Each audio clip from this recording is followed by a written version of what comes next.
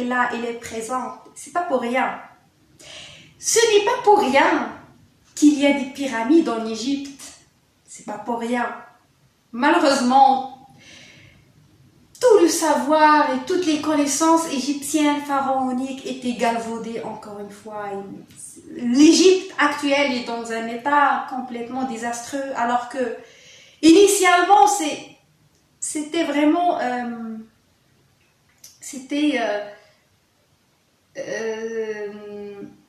c'était vraiment le berceau de là où c'était le lieu là où la vérité s'est dévoilée. C'était vraiment le lieu de la connaissance ultime, la connaissance de l'être, de soi supérieur. Ce qui fait que tout ce à quoi nous aspirons à cette rencontre avec nous-mêmes, existait déjà au départ, existait déjà initialement et existera à la fin des temps, même si moi je ne crois pas qu'il y ait un début et une fin, parce que le temps, l'espace, le temps, c'est vraiment lié au mental, ce n'est pas lié à la conscience supérieure. Donc, il faut vraiment sortir de cette programmation et il faut vraiment revenir à soi et essayer d'avoir les réponses, c'est-à-dire d'avoir des réponses qui nous viennent directement de nous-mêmes. Parce que l'extérieur ne peut pas vraiment être une source d'information crédible. Loin de là, la preuve, c'est que les couleurs qu'on voit à travers nos yeux, c'est une illusion. Ça, la science le prouve. C'est une illusion. Et on ne peut pas prouver quelque chose sur une base illusoire, sur quelque chose qui n'a rien de fondé. La preuve, c'est que notre corps est vraiment voué à la mort. Il va mourir, il va périr. Et qu'est-ce qui restera après? C'est ça la question. Il faut vraiment sortir ça, pour moi, ça c'est vraiment, c'est ça la vraie ignorance. L'ignorance, c'est de rester attaché à cette part visible, matérielle de ce que nous avons, qui est une toute petite partie de ce que nous sommes, et de rester vraiment emprisonné dans cette programmation, ce logiciel. Ça, c'est un logiciel. Toute l'existence terrestre, physique, c'est juste un logiciel qu'on a dans notre mental, parce que le mental, il est beaucoup plus intelligent, et bien il peut nous faire croire que quelque chose est vrai alors qu'elle n'est pas vrai. Exactement comme ce qui se passe dans un rêve. Tout le monde, quand il rêve, il pense que ce qu'il est en train de vivre dans le rêve est vrai. Et quand est-ce qu'il découvre que c'était une illusion, c'était un rêve, c'était pas vrai? Quand il se réveille. Mais c'est la même chose dans la vie, qui vous garantit que ce que vous êtes en train de vivre est vrai ou faux. Rien. Mais vous allez le découvrir une fois que vous allez vous réveiller. Mais le réveil ne vient pas après la mort, viendra ici, dans la matière. C'est-à-dire que là, si vous pensez qu'une fois que vous allez mourir, vous irez quelque part, certains pensent qu'ils vont aller au paradis et d'autres en enfer. Si vous ne vous réveillez pas ici, sur terre, dans la matière, c'est-à-dire que vous devez trouver la clé de qui vous êtes ici, dans la souffrance, dans la difficulté. C'est à ce moment-là que vous pouvez accéder au paradis ici, sur terre, et après la mort. Et c'est-à-dire que l'état paradisiaque ou le paradis, c'est juste cet état originel, initial, qui est c'est-à-dire cette rencontre avec votre être véritable. C'est ça le paradis. Et même si vous mourrez, vous allez revenir encore une fois dans cette vie, vous allez vous réincarner pour à nouveau recommencer le même scénario jusqu'au jour où vous allez vous réveiller. Le réveil, eh bien, il se fait dans la matière.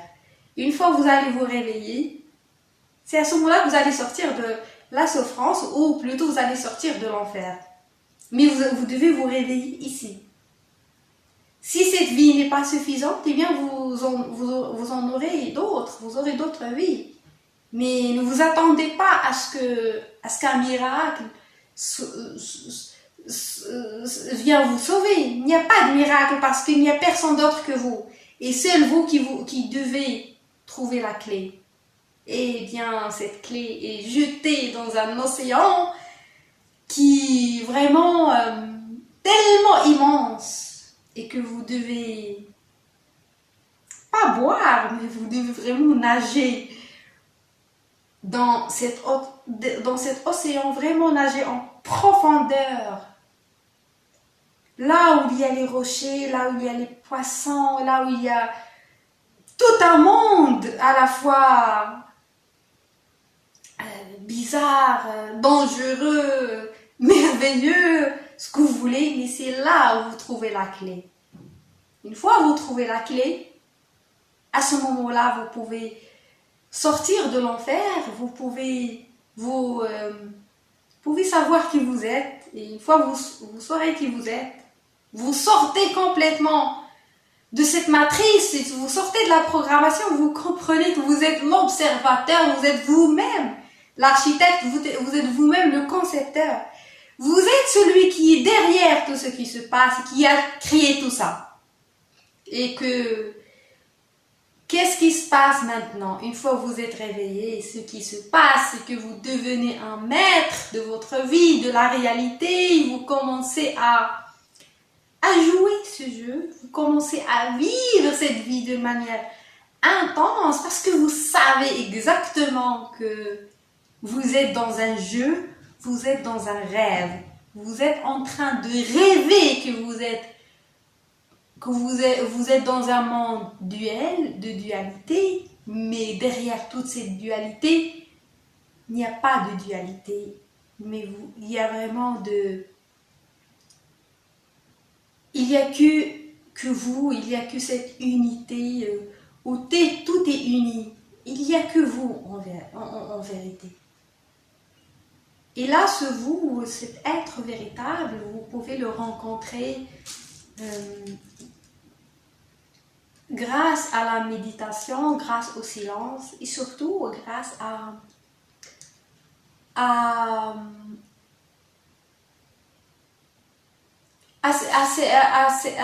cette habitude-là que vous devez avoir, c'est l'habitude d'arrêter le mental, de le débrancher en quelque sorte, et de le faire constamment, parce que ça demande un petit peu de travail de sortir de mental, parce que c'est un petit peu difficile au début.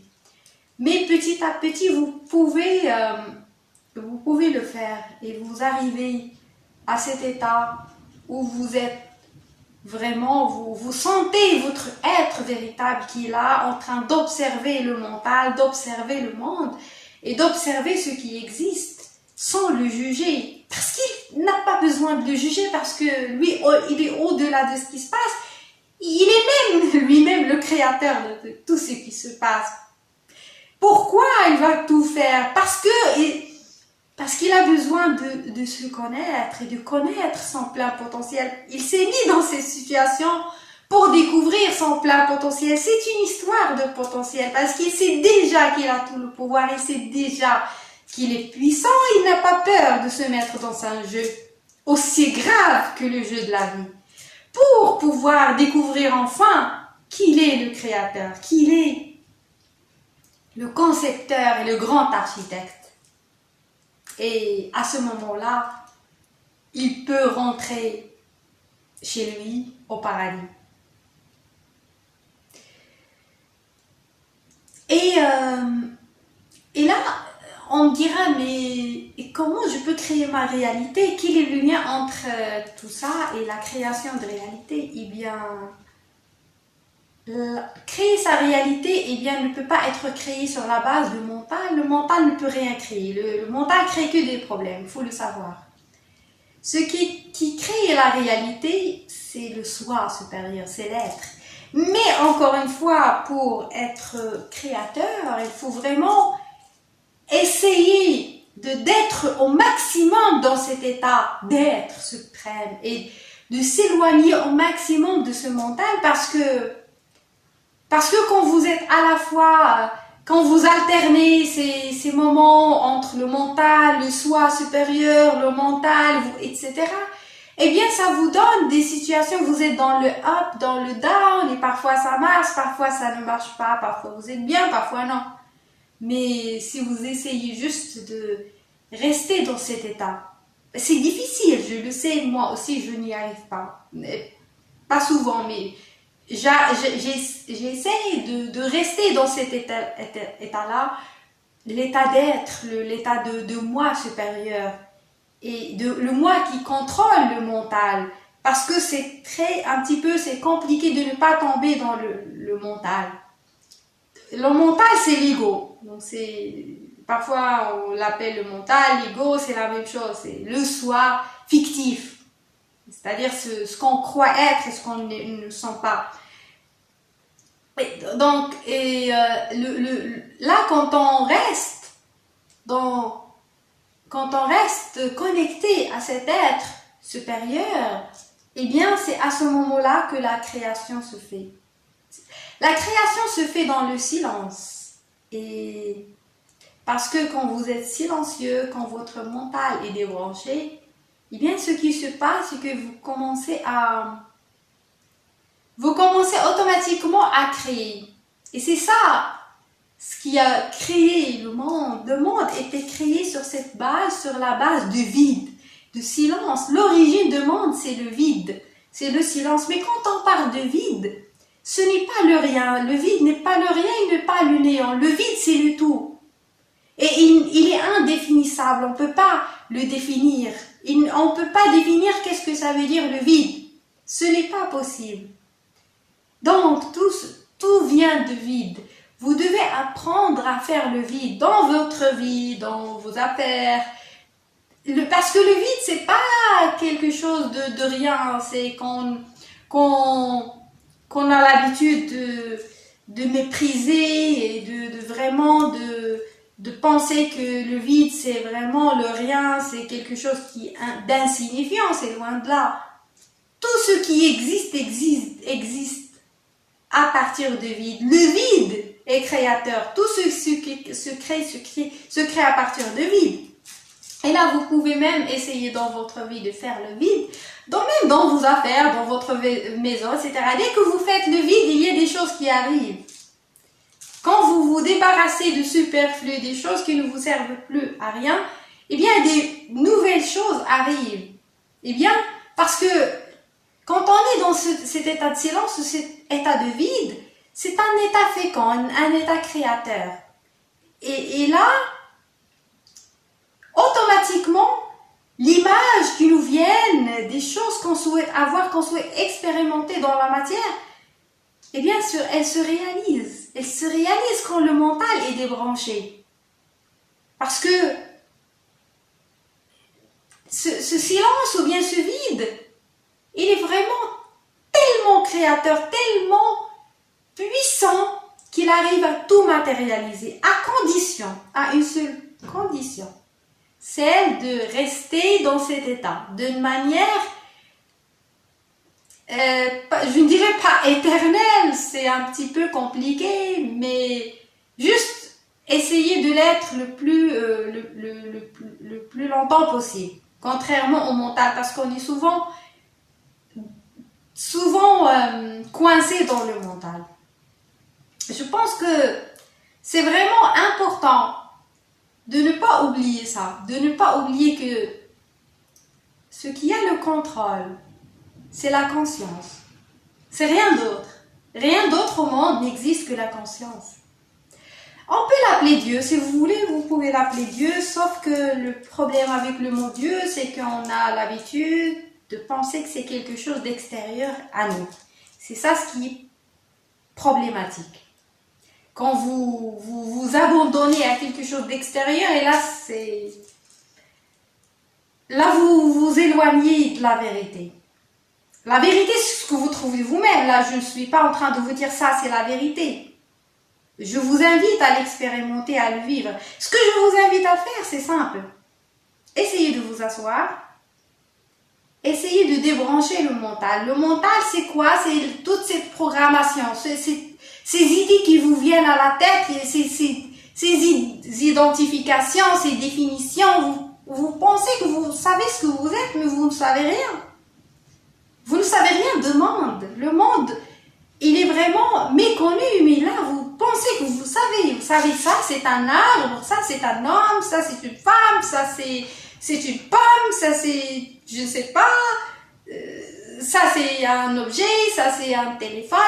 Là, c'est ce que vous voyez est complètement le fruit de cette illusion optique qu'on a dans notre mental. C'est tout. Vous savez que le mental, il est là, il peut vous faire croire ce qu'il veut. Vraiment, il a tout le contrôle. À condition, c'est vous qui prenez le contrôle. Comment? En débranchant cette prise-là, la prise qui vous lie au mental. Et de ne pas résister. Il ne faut pas non plus résister parce que là, c'est un petit peu difficile. On va rentrer dans la résistance, c'est loin de là, il ne faut pas résister. C'est pas une question de résistance. C'est juste une question de transformation. Plutôt, vous shiftez un petit peu. C'est un shift. C'est-à-dire, vous shiftez. Vous êtes là dans le mental et vous devez tomber dans un vide ou dans un silence absolu. C'est un silence que vous pouvez vivre pendant certaines expériences. Ça peut être quand vous êtes en pleine nature, ça peut être parfois quand vous écoutez de la musique, parfois quand vous regardez un film qui vous donne des frissons. Ce qui fait qu'il y a certaines expériences qui sont là pour éveiller cette sensation en nous. Il faut vraiment en profiter. Il ne faut pas vraiment négliger ça. Mais il faut aussi apprendre à s'asseoir et à méditer et à essayer de faire taire la voix de mental.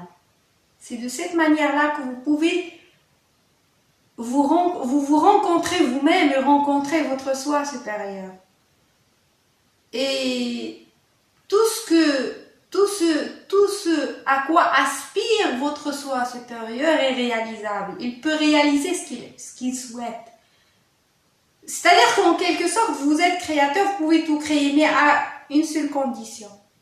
À ce que cette création vienne de votre soi supérieur et pas de mental. Parce que souvent, vous n'arrivez pas à manifester ce que vous voulez à cause de mental. Parce que le mental n'est pas créateur et le mental crée des problèmes uniquement. Il ne crée que ça. Mais c'est le soi supérieur qui peut tout créer, qui peut créer les expériences qu'il souhaite vivre. Et souvent, c'est des belles expériences. Et il suffit juste de débrancher de ce mental et de se connecter au soi supérieur et de rester le plus tôt possible dans cet état-là et je ne vais pas vous dire de ne pas avoir des pensées positives ou négatives ou positives là parce que là quand on parle de négativité, positivité, on est dans la dualité, on est toujours dans le jeu. Il faut être au-delà de ça, il faut être au-delà de cette dualité, au-delà de bien et de mal, au-delà du jugement. Il faut vraiment être au-delà de ça. C'est à partir de